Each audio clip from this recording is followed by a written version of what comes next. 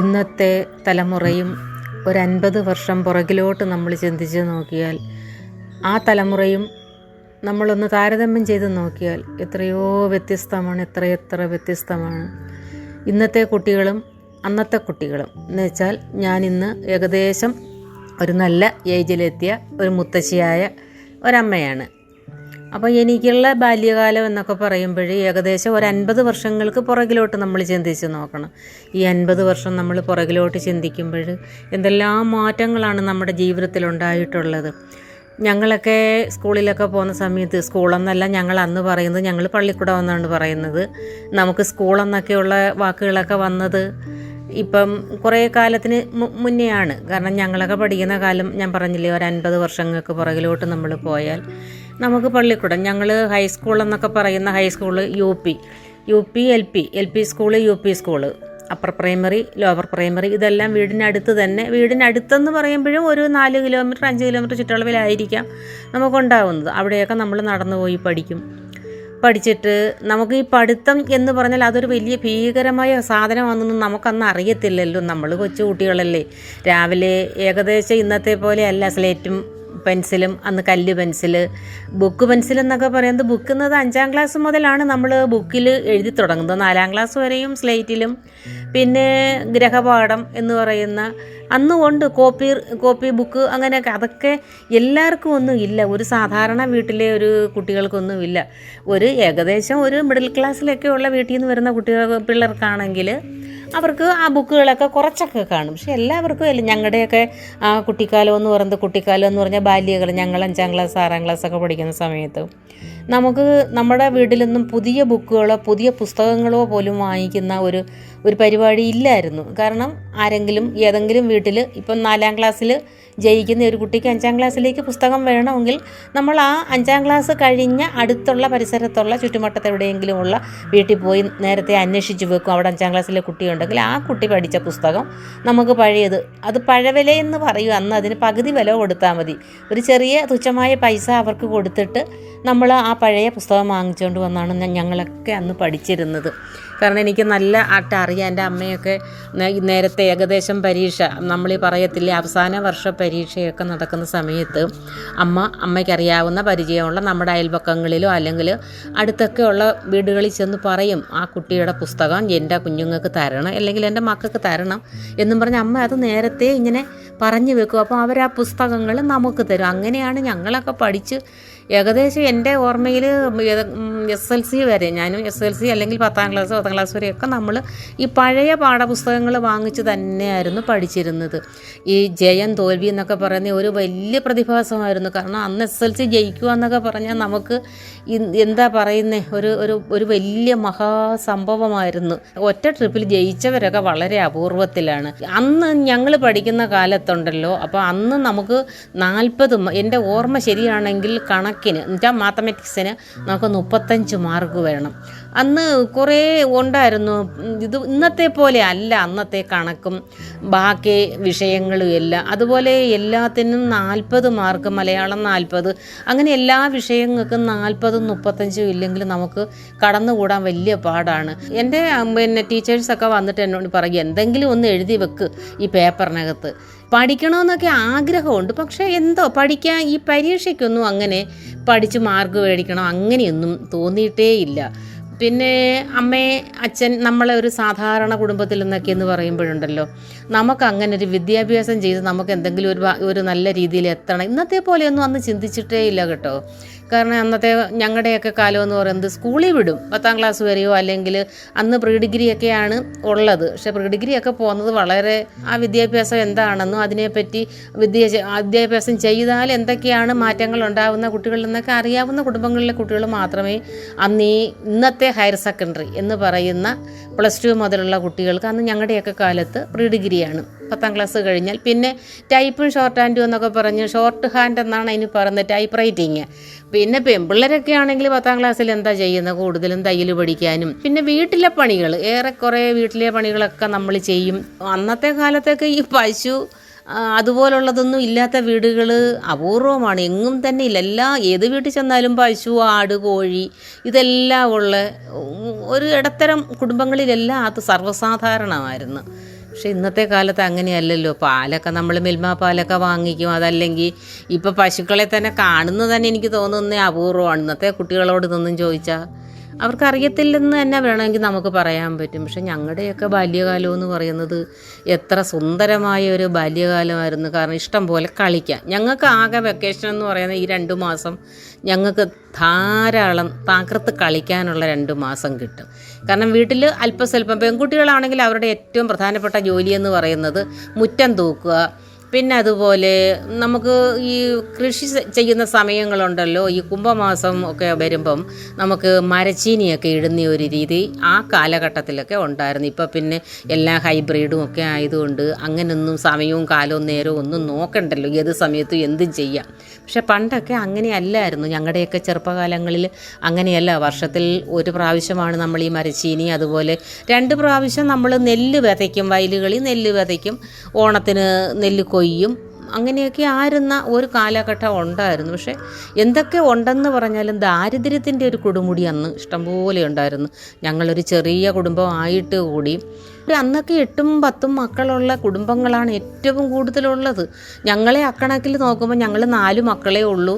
അപ്പോൾ അതൊരു ചെറിയ ഫാമിലി ആയിട്ട് സന്തോഷമായിട്ടൊക്കെ പോകുന്ന ഒരു ഫാമിലി തന്നെ ആയിരുന്നു. ഞങ്ങളൊരു ഇടത്തരം ചെറിയ കുടുംബം. പക്ഷേ എന്നിട്ടും ചില സമയങ്ങളിൽ പറയത്തില്ല, ഈ കർക്കിടക മാസം എന്നൊക്കെ പറയുമ്പം പഞ്ഞമാസം എന്നാണ് അതിന് പറയുന്നത്. കർക്കിടക മാസം എന്ന് വെച്ചാൽ അതിഭയങ്കരമായ മഴ, കോരിച്ചൊരിയുന്ന മഴയെന്ന് തന്നെ പറയണം അതിന്. അതിഭയങ്കരമായ മഴ. അപ്പം നമ്മൾ ഈ മരച്ചീനിയൊക്കെ നട്ട്, ഈ കുംഭമാസത്തിലൊക്കെ മരച്ചീനിയൊക്കെ നട്ട് അതൊരു 6-7 മാസം ആകുമ്പോഴത്തേന് ആ ചീനിക്കകത്തൊക്കെ വേരൊക്കെ ഇറങ്ങി തുടങ്ങും കേട്ടോ. അപ്പം നമ്മുടെയൊക്കെ ആഹാരം എന്ന് പറയുന്നത് മരച്ചീനി, അതുപോലെ ചക്ക, മാങ്ങ, പിന്നെ അത്യാവശ്യം ഈ വാഴക്കൊലയൊക്കെ ഉണ്ടെങ്കിൽ തന്നെയും എല്ലാം ഒന്നും വീട്ടിൽ ആരും തിന്നത്തൊന്നുമില്ല. അത് കൂടുതലും കൊടുത്ത് പൈസയൊക്കെ മേടിച്ച് നമുക്ക് അരി മേടിക്കണ്ടേ. അപ്പോൾ അരിയും മറ്റുള്ള സാധനങ്ങളും വേണം. എങ്കിലും ചെറുതായിട്ട് അത് ഏറ്റവും കൂടുതൽ അന്ന് ആഹാരമായിട്ട് പാകപ്പെടുത്തി കഴിച്ചിരുന്നത് ചക്ക, മാങ്ങ, പിന്നെ അതുപോലെ മരച്ചീനി. ഇതൊക്കെയായിരുന്നു ഞങ്ങളുടെയൊക്കെ ആ ഒരു കുട്ടിക്കാലത്ത് കൊച്ചു പ്രായത്തിലൊക്കെ നമ്മൾ കഴിച്ചിരുന്നത്. പക്ഷേ എന്നാലും ഭയങ്കര ദാരിദ്ര്യമുള്ള ഒരു സമയമായിരുന്നു. ഞങ്ങൾ സഹോദരങ്ങളൊക്കെ ഒരുപാട് കഷ്ടപ്പാട്, ഒരുപാട് ദാരിദ്ര്യം. അതുപോലെ സ്കൂളിൽ പോകുന്ന സമയത്തൊക്കെ, സ്കൂളെന്ന് ഞാൻ പറയുന്നെങ്കിലും അന്ന് പള്ളിക്കൂടത്തിൽ പോവുകയാണെന്ന് പറയുന്നത് പള്ളിക്കൂടത്തിൽ പോവുകയാണ്. ആ പള്ളിക്കൂടത്തിൽ പോകുന്ന സമയത്തൊക്കെ ഈ നമ്മുടെ എന്താ പറയുന്നത്, 7ാം ക്ലാസ് കഴിഞ്ഞാൽ പിന്നെ നമ്മൾ ഹൈസ്കൂളുകളിലേക്കാണ് പോകുന്നത്. 7ാം ക്ലാസ് വരെ ചുറ്റുമട്ടത്തുള്ള ഏതെങ്കിലും സ്കൂളുകളിൽ നമ്മൾക്ക് നടന്നു പോയി വരാവുന്ന ദൂരത്തിലുള്ള ഏതെങ്കിലും സ്കൂളിൽ ഞങ്ങളെ ചേർത്തിട്ട് ഞങ്ങൾ ആ സമയം കഴിയുമ്പോൾ പിന്നെ എല്ലാവരെയും ഹൈസ്കൂളിൽ, ഞങ്ങൾ 4 പേരും ഹൈസ്കൂൾ വിദ്യാഭ്യാസം വരെ പോയവരാണ്. ഹൈസ്കൂൾ വിദ്യാഭ്യാസം എന്ന് പറയുമ്പോൾ നമ്മുടെ വീട്ടിൽ നിന്ന് ഒരു 4-5-6 കിലോമീറ്റർ അകലെയായിരിക്കാം. വീടിനടുത്തെങ്ങും ഹൈസ്കൂളിൽ ഇന്നത്തെ പോലെ ഹയർ സെക്കൻഡറി അങ്ങനെയൊന്നുമില്ല. അപ്പം ഞങ്ങളൊക്കെ അന്ന് പോകുന്നത് ബസ്സിലാണ്. ബസ്സെന്ന് പറയുമ്പം വളരെ ഇന്നത്തെ പോലുള്ള ഒരുപാട് ബസ്സുകളൊന്നും ഇല്ല. അന്ന് പ്രൈവറ്റ് ബസ് വളരെ കുറവാണ്. എങ്കിലും ഉള്ള ബസ്സിലൊക്കെ കയറി അന്ന് ഞാൻ സ്കൂളിൽ പോകുന്ന സമയത്ത്, ഹൈസ്കൂളിലൊക്കെ പോകുന്ന സമയത്ത് 10 പൈസയാണ് ഈ ബസ് കൂലി എന്ന് പറയുന്നത്. 10 പൈസ അങ്ങോട്ട് പോവാനും 10 പൈസ ഇങ്ങോട്ട് വരാനും. അങ്ങനെ 10 20 പൈസയാണ് അച്ഛൻ തരുന്നത്. കാരണം ആ 20 പൈസ വെച്ച് അച്ഛൻ 4 മക്കൾക്ക് കൊടുക്കണം. ഞങ്ങൾ 4 പേരും ഹൈസ്കൂൾ വിദ്യാഭ്യാസം പൂർത്തിയാക്കിയത് ഈ 10 പൈസ 20 പൈസ വെച്ച് 4 പേരും ഞങ്ങളുടെ ആ വീടിനടുത്തുനിന്ന് ഒരു 6 കിലോമീറ്റർ ദൂരെയുള്ള ആ സ്കൂളിൽ പോയാണ് പഠിച്ചത്.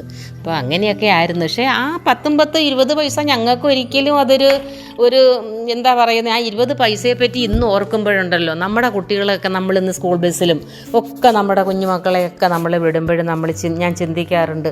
കൃത്യമായിട്ട് എല്ലാ മാസവും അവർക്ക് നമ്മൾ ഫീസ് കൊടുത്താണ് അവരെ സ്കൂളിൽ വിടുന്നത്. അതല്ലെങ്കിൽ രക്ഷകർത്താക്കൾ കൊണ്ടാക്കാം. ഇപ്പം ബൈക്ക്, സ്കൂട്ടർ അങ്ങനെയുള്ള എല്ലാ വാഹനങ്ങളും കൊണ്ട് സ്വന്തം കാറിൽ വരുന്ന കുട്ടികളുണ്ട്. ഞങ്ങളുടെയൊക്കെ ചെറുപ്പകാലത്തൊക്കെ ഒരു കാറ് കാണുക എന്ന് പറയുന്നത് തന്നെ എത്രയോ അതിശയമായിരുന്നു. ഒരു കാറുള്ള വീടെന്നൊക്കെ പറയുമ്പോഴും ഞങ്ങൾ ചിന്തിക്കുന്നത് അവരാണ് ഈ ലോകത്തിലെ ഏറ്റവും വലിയ ആളുകൾ. ഒരു കാറൊക്കെ ഉള്ള വീട്ടിലെ കുട്ടികളെന്ന് പറയുമ്പോൾ അവരെ വളരെ അത്ഭുതത്തോടെ നമ്മൾ കണ്ടിരുന്ന ഒരു കാലം ഉണ്ടായിരുന്നു. ഒരു കുട്ടിയെ സ്കൂളിൽ കാറിൽ കൊണ്ടുവരിക എന്നുള്ളത് എൻ്റെ ഓർമ്മയെ പോലും എനിക്കറിയത്തില്ല, ഞാൻ കണ്ടിട്ടില്ല. പക്ഷേ അന്ന് ഞാൻ പഠിക്കുന്ന ആ 70-75 കാലഘട്ടത്തിൽ പോലും ഇംഗ്ലീഷ് മീഡിയം ഞങ്ങളുടെ ഹൈസ്കൂളുകളിലുണ്ട്. ഈ ഇംഗ്ലീഷ് മീഡിയത്തിൽ പഠിക്കുന്ന കുട്ടികളെല്ലാം സാധാരണക്കാരൊന്നുമല്ല.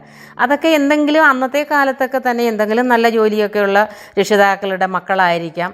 നല്ല യൂണിഫോമൊക്കെ ഇട്ട് അവർ വരും. പക്ഷേ എൻ്റെ കാലത്തൊന്നും സ്കൂളിൽ യൂണിഫോം അത്ര നിർബന്ധമായിട്ടേ ഇല്ല, ഒന്നുമില്ല. ഉള്ളത് ഇട്ടുകൊണ്ട് പോവുക. അത് വസ്ത്രമെന്ന് പറഞ്ഞാൽ തന്നെ 1-2 ജോഡി വേഷത്തിന് അപ്പുറത്തേക്കൊന്നും നമുക്ക് ആർക്കും ഇല്ലായിരുന്നു കേട്ടോ. നമ്മളിപ്പം തിങ്കളാഴ്ച തൊട്ട് വെള്ളിയാഴ്ച വരെ സ്കൂളിൽ പോകുന്നത് ഒരേ വേഷമായിരിക്കാം. ഒന്നുകിൽ എന്തെങ്കിലും ഒരു അഴുക്ക് പറ്റിയാൽ നമ്മളത് കൊണ്ടുവന്ന് കഴുകിയിട്ട് വൈകുന്നേരത്തെ കഴുകിയിട്ട് രാവിലെ അത് ഉണങ്ങി അതെടുത്തിട്ടുകൊണ്ടാണ് നമ്മൾ പോകുന്നത്. നമുക്കാർക്കും അന്ന് ഈ വേഷത്തിനോടോ അല്ലെങ്കിൽ ഞങ്ങൾ ഈ പൊതിച്ചോറ് പോലും കൊണ്ടുപോയി ഒരറിവ് ഞങ്ങൾക്കില്ല. ഞാൻ കൊണ്ടുപോയിട്ടില്ല. എൻ്റെ വീട്ടിലുള്ള ഞങ്ങൾ 4 പേരും അങ്ങനെ പൊതിച്ചോറൊന്നും രാവിലെ എന്തെങ്കിലും അമ്മ കഴിക്കാൻ തന്നു വിടും. അത് എന്തെങ്കിലും ആയിരിക്കാം, ഒന്നു പഴങ്കഞ്ഞിയോ അതല്ലെങ്കിൽ ഈ പുഴുക്കാണ് കൂടുതൽ, മരച്ചീനി അല്ലെങ്കിൽ അതുപോലുള്ള ചേമ്പ് അങ്ങനെയുള്ള വസ്തുക്കളാണെങ്കിൽ ഇന്നത്തെ പോലെ പിള്ളേർ ചോദിക്കുന്നത് പോലെ ഇഡലിയോ ദോശയോ അതല്ലെങ്കിൽ അവർ പറയുന്നത്. അപ്പം ഞാൻ ചിന്തിക്കാറുണ്ട്, കഷ്ടമേ നമ്മളൊക്കെ ആ പുഴുക്കും തിന്നുകൊണ്ടാണ് ഈ സ്കൂളിൽ രാവിലെ 8 മണിക്ക് 8-8:30 മണിയോടെ നമ്മൾ ബസ്സിൽ കയറി ഈ 6 കിലോമീറ്ററോ 7 കിലോമീറ്ററോ അല്ലെങ്കിൽ 10 കിലോമീറ്ററോ ദൂരമുള്ള ഹൈസ്കൂളിൽ ചെന്നിട്ട് നമുക്ക് ഉച്ചഭക്ഷണം ഒന്നുമില്ല. അന്ന് സ്കൂളുകളിലും ഉച്ചഭക്ഷണം ഉണ്ടോ എന്ന് ചോദിച്ചാൽ എനിക്കത് അത്ര ഇല്ലെന്നാണ് എൻ്റെ ധാരണ. അന്ന് സ്കൂളുകളിലൊന്നും ഉച്ചഭക്ഷണം ഇല്ല.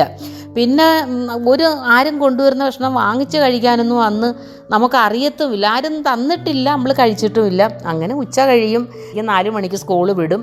ഞങ്ങൾ തിരിച്ചതുപോലെ ഈ 4 മണിക്ക് തിരികെ വീട്ടിൽ വന്നിട്ടാണ് എന്തെങ്കിലും ആഹാരം അമ്മ ഉണ്ടാക്കി വെച്ചിട്ടുണ്ടെങ്കിൽ ഞങ്ങൾ കഴിക്കുന്നത്. ചിലപ്പോൾ ഇതുപോലെ പുഴുക്ക്, ഈ ചക്കപ്പുഴുക്ക്, അതുപോലെ കാച്ചിൽ, ചേമ്പ്, ചേന ഇങ്ങനെയുള്ള സാധനങ്ങളാണ് ഏറ്റവും കൂടുതൽ വീടുകളിൽ അന്ന് ഉണ്ടായിരുന്നത്. അപ്പോൾ അതാണ് ഞങ്ങൾ ഈ രാവിലെയും വൈകിട്ടും. ഒരു നേരം വൈകിട്ട് അത്താഴം എന്ന് പറയുന്ന ഒരു സാധനമാണ് നമ്മൾ ചോറായിട്ട് കഴിക്കുന്നത്. സത്യമാണ്, നമുക്കത് ചോറായിട്ട് കിട്ടും. ചോറ് ഈ അത്താഴത്തിന് ചോറ് തരും. പിന്നെ എന്തെങ്കിലും ഒരു കറിയും കാണും, അന്ന് പറയുന്നത് ഒരൊഴിക്കാനും ഒന്ന് നുള്ളാനും ഇത്രയേ കാണൂ. മീനൊക്കെ അന്ന് വളരെ അപൂർവമാണ്. പിന്നെ പ്രത്യേകിച്ച് അന്നത്തെ കാലത്ത് ഈ ചില വീടുകളിൽ ഈ മാംസാഹാരങ്ങളൊന്നും തന്നെ വെക്കത്തില്ല. പ്രത്യേകിച്ച് എൻ്റെ വീട്ടിലൊന്നും മാംസാഹാരങ്ങളൊന്നുമില്ല. അയ്യത്ത് നമ്മുടെ പറമ്പിൽ, ഇപ്പം ഞങ്ങൾ അയ്യത്ത് എന്ന് പറയും, പക്ഷേ എങ്കിലും നമ്മുടെ ഈ പറമ്പിലുള്ള എന്തെങ്കിലും മുരിങ്ങയില, അതുപോലെ പയറിൻ്റെ ഇല, അതുപോലെ ധാരാളം ഇലകൾ കാണും, മത്ത ഇല, അതുപോലെ ചേന, ചേമ്പ്, ഇതിൻ്റെയൊക്കെ ഇലകളൊക്കെ ആണ് പറിച്ച് തോരൻ വയ്ക്കുകയോ. പിന്നെ അതുപോലെ എന്തെങ്കിലും ഈ വാഴയുണ്ട്, പടത്തി വാഴ, അങ്ങനെയൊക്കെയുള്ള കുറേ സൈസ് വാഴകളുണ്ട്. ഇതിൻ്റെയൊക്കെ കാകളെടുത്ത് എന്തെങ്കിലും ഒരു തോരനോ എന്തെങ്കിലുമൊക്കെ വെച്ച് അധികം കൂട്ടാനോ അല്ലെങ്കിൽ അധികം കറികളോ ഒന്നും നമ്മളാരും കഴിച്ച് ഞങ്ങളുടെയൊക്കെ ആ പ്രായത്തിലൊക്കെ ഉള്ള ഏറ്റവും ഇന്നിപ്പോൾ ഓണം വരുന്നു എന്ന് പറഞ്ഞാൽ ആർക്കാണ് ഒരു ഇതുള്ളത്? കാരണം ഓണം വരുന്നു എന്ന് പറഞ്ഞാൽ അവർ ചിന്തിക്കുന്നത് വലിയ ബൾബൊക്കെ ഇട്ട് വലിയ അലങ്കാരങ്ങളും ഇതൊക്കെയാണ് അവരുടെ ഒരു ഓണത്തിൻ്റെ ലക്ഷ്യം. ഞങ്ങൾക്ക് അങ്ങനെയല്ല, ഞങ്ങൾക്ക് നല്ല ആഹാരം. കാരണം പരിപ്പും പപ്പടവും ഒക്കെ വെച്ച് അമ്മ ചോറ് തരുന്ന ആ ഒരു രീതി, അത് ഓണത്തിന് ഞങ്ങളുടെ വീടിനടുത്തുള്ള ക്ഷേത്രത്തിലെ ഉത്സവത്തിന്, ഉത്സവവും ആണ് ഞങ്ങളുടെ ഏറ്റവും വലിയൊരു സന്തോഷ ദിനമായിട്ട് ഞങ്ങൾ കാണുന്നത്. അങ്ങനെയൊക്കെ ജീവിച്ചിട്ട് നമുക്ക് ഒരു കുറവും ഇല്ലാതെ, അല്ലെങ്കിൽ നമ്മൾ സ്നേഹത്തിന് ഒരു പഞ്ഞോ ഇല്ലാതെ, ഒരു കുറവും ഇല്ലാതെ നമ്മൾ ജീവിച്ചു പോയി എന്നുള്ളതാണ്. ഇപ്പോൾ വിദ്യാഭ്യാസം ഇല്ലാഞ്ഞിട്ട് ഞങ്ങളൊക്കെ ഇവിടം വരെ എത്തി. ഇപ്പം ഞങ്ങളുടെ മക്കളൊക്കെ നല്ല വിദ്യാഭ്യാസമുള്ളവരാണ്. കാരണം ഞാൻ പറഞ്ഞില്ലേ 10 20 പൈസ കൊണ്ട് ഞങ്ങൾ ഒരിക്കൽ പോലും ആ 20 പൈസയിൽ ഒരിക്കൽ പോലും 10 പൈസ കളഞ്ഞു പോയെന്നോ പോയെന്നോ ഒന്നും നമുക്ക് അറിഞ്ഞിട്ടേ ഇല്ല. കാരണം കൃത്യമായിട്ട് നമ്മൾ ആ 10 പൈസ സൂക്ഷിച്ച് വയ്ക്കും കയ്യിൽ. ഇന്ന് എത്ര രൂപയാണ് ഓരോ കുട്ടികൾ വീട്ടിൽ നിന്ന് പല ആവശ്യങ്ങളും പറഞ്ഞ് കൊണ്ടുപോകുന്നത്. രക്ഷകർത്താക്കൾ അത് കൊടുക്കുകയും ചെയ്യുന്നുണ്ട്. അതിൻ്റേതായ ദോഷങ്ങളും അവർക്കുണ്ട്. കാരണം എൻ്റെ അച്ഛൻ ഈ 10 20 പൈസ ഞങ്ങൾക്ക് ഓരോരുത്തർക്കും തന്നാൽ ഞങ്ങൾ ആരും അത് ജീവിതത്തിൽ ഇന്ന് വരെ അത് കളഞ്ഞിട്ടേ ഇല്ല. കാരണം കളഞ്ഞാൽ ഞങ്ങൾക്കറിയാം തിരിച്ച് ഞങ്ങൾക്ക് വീട്ടിൽ വരണമെങ്കിൽ ഞങ്ങൾ ഈ 10 കിലോമീറ്റർ നടന്ന് വേണം വീട്ടിൽ വരാൻ. ആ 10 കിലോമീറ്റർ നമ്മൾ നടന്ന് സ്കൂൾ വിട്ട് വീട്ടിൽ വരണമെങ്കിൽ നേരെ ഒരുപാട് വൈകും. അപ്പം വീട്ടിൽ അന്വേഷിക്കും എന്തുകൊണ്ടാണ് നടന്ന് വന്നതെന്ന്. അപ്പം നമുക്ക് കൃത്യമായിട്ട് ഇത്ര സമയത്ത്, കാരണം ബസ്സിലാണ് വരുന്നതെങ്കിൽ 4 മണിക്ക് സ്കൂൾ വിട്ടാൽ കറക്റ്റ് 4:30 മണിയാകുമ്പോൾ നമുക്ക് വീടിൻ്റെ ഏകദേശം അടുത്തുള്ള ബസ് സ്റ്റാൻഡിൽ ഇറങ്ങാൻ പറ്റും. അവിടുന്ന് വളരെ കുറച്ച് നടന്നാൽ 1 കിലോമീറ്ററൊക്കെ നടന്നാൽ വീട്ടിലെത്താനും പറ്റും. അപ്പോൾ അമ്മയൊക്കെ ആ ഒരു പ്രതീക്ഷ, കാരണം 4 മണിക്ക് സ്കൂൾ വിട്ടു 4:30 മണിക്ക് നമ്മുടെ എത്തിയിട്ട് നമുക്കൊരു അരമണിക്കൂറിനകത്ത് നമുക്ക് വീട്ടിലെത്താൻ പറ്റും. പക്ഷെ അങ്ങനെ ജീവിച്ചു വന്ന ഒരു കാലഘട്ടത്തിൽ ഇന്നത്തെ കുട്ടികളെ പോലെ കാത്തിരിക്കാനോ കാവലിരിക്കാനോ ഒന്നും ആരും ഉണ്ടായിരുന്നില്ല. വന്നിട്ട് ഇതേപോലെ തന്നെ വീണ്ടും വീട്ടിലെ പണികളെന്ന് പറഞ്ഞാൽ മുറ്റം അടിക്കുക, വിളക്ക് തേക്കുക. ഇപ്പോൾ ഹിന്ദുക്കളാണെങ്കിൽ നിലവിളക്ക് തേക്കും ഒക്കെയാണ്. പിന്നെ സന്ധ്യയാകുമ്പോൾ നമ്മൾ തൂത്ത് തുടച്ച് വീടിനകമൊക്കെ ഒന്ന് തൂത്ത് വൃത്തിയാക്കി നമ്മൾ വിളക്ക് കത്തിച്ച് വയ്ക്കും, നാമം ചൊല്ലും, കൃത്യമായിട്ട് നാമം ചൊല്ലും. അതൊക്കെയായിരുന്നു നമ്മുടെ വീട്ടിലെ ഒരു ഭക്തിസാന്ദ്രമൊന്നല്ല അതിന് പറയേണ്ടുന്നത്, എന്തോ ഒരു ശാന്തത. കാരണം എല്ലാവരും കൂടി ഇരുന്ന് അച്ഛന്മാരും കൂടുതലും ജോലിക്ക് പോയിട്ടൊക്കെ ആ സമയത്ത് എത്തത്തില്ല. എൻ്റെ അച്ഛന് തന്നെ ഒരു ചെറിയ പ്രസ്, അന്നത്തെ അച്ചടി പ്രസ് എന്ന് പറയുന്ന പ്രിൻറ്റിങ് പ്രസ്, ഇന്നത്തെ പോലെയല്ല, ഈ അച്ച് നിരത്തിയുള്ള ഒരു പ്രസ് ഉണ്ടായിരുന്നു. പ്രസ്സിലെ ഒരു ചെറിയ ജോലിക്കാരനായിരുന്നു എൻ്റെ അച്ഛൻ. അപ്പോൾ അച്ഛനൊക്കെ വരുമ്പോഴത്തേനും ഏകദേശം രാത്രി 8 മണി 9 മണി ആവും ജോലിയൊക്കെ കഴിഞ്ഞിട്ട്. അപ്പോഴത്തേക്ക് വീട്ടിലെ പണിയെല്ലാം ഞങ്ങൾ ചെയ്ത് അമ്മയും ഞങ്ങളും കൂടെ എല്ലാ കാര്യങ്ങളും ചെയ്ത് സന്ധ്യയ്ക്ക് നാമവും ചൊല്ലി അച്ഛൻ വരുന്നതും നോക്കി ഇങ്ങനെ ഇരിക്കും. അച്ഛൻ വരുമ്പോൾ ആകെ കൊണ്ടുവരും. ചിലപ്പോഴേ എന്തെങ്കിലും ഒരു കപ്പലണ്ടിയോ എന്തെങ്കിലും ഒരു ചെറിയ പൊതി അച്ഛൻ കൊണ്ടുവരും. ഞങ്ങൾ 4 പേരും അമ്മയും കൂടെ സന്തോഷത്തോടെ ഞങ്ങൾ അതെടുക്കും. അതായിരുന്നു അന്നത്തെ ഞങ്ങളുടെ ഏറ്റവും വലിയ ഒരു സന്തോഷം എന്ന് പറയുന്നത്. കാരണം അച്ഛൻ വരുന്നതും കാത്തിരിക്കുന്ന ആ ഒരു സന്തോഷം ഒരുപാട് നല്ല സന്തോഷമായിരുന്നു. പിന്നെ അച്ഛൻ വന്നതിന് ശേഷം ഞങ്ങൾ ഭക്ഷണം കഴിക്കും. പിന്നെ അച്ഛനും കൊടുത്ത് ഞങ്ങളെല്ലാവരും കൂടി ഇരുന്ന് ഭക്ഷണം കഴിക്കും. ഉള്ള ഭക്ഷണം, കാരണം അത്താഴം എന്ന് പറയുന്ന ആ ഒരു ഭക്ഷണം കഴിക്കും. എങ്ങും വഴിതെറ്റി പോകാതെ ഒരു പ്രശ്നങ്ങളും ഉണ്ടാകാതെ എത്ര സന്തോഷമായിട്ടായിരുന്നു ഞങ്ങളുടെയൊക്കെ വീടുകളിൽ.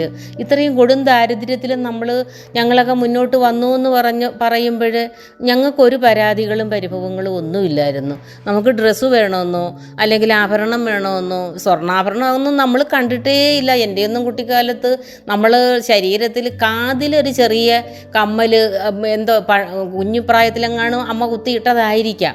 അതൊക്കെ ആ ഒരു കമ്മലല്ലാതെ വേറെ അങ്ങനെ ആഭരണമായിട്ടൊന്നും ഒന്നുമില്ല. ഒരു മുത്തുമാല പോലും നമ്മളൊന്നും ഇട്ട് നമുക്കറിയത്തേ ഇല്ല. പിന്നെ അതൊക്കെയായിരുന്നു എൻ്റെ ജീവിതത്തിലെ ആ ഒരു കുട്ടിക്കാലം എന്ന് പറഞ്ഞു. പക്ഷേ എങ്കിലും നന്മ നിറഞ്ഞ ഒരു കുട്ടിക്കാലം.